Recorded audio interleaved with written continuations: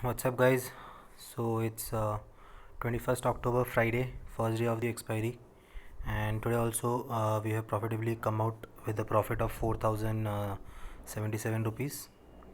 The market was completely in an uptrend. However, after 1 p.m., it went for a retracement. It went down. It came down almost 50% of the high it made, and by the end of the uh, 3 hours, like after 3 p.m., it again took an uptrend, and this is where we exited our position, and that's how we were able to book a profit of somewhere around 4,000 rupees. Moreover, this expiry only has 3 days, that is today, again then on Tuesday, and straight away on Thursday. 24th and 26th is anyways a holiday. So I wish you a happy Diwali.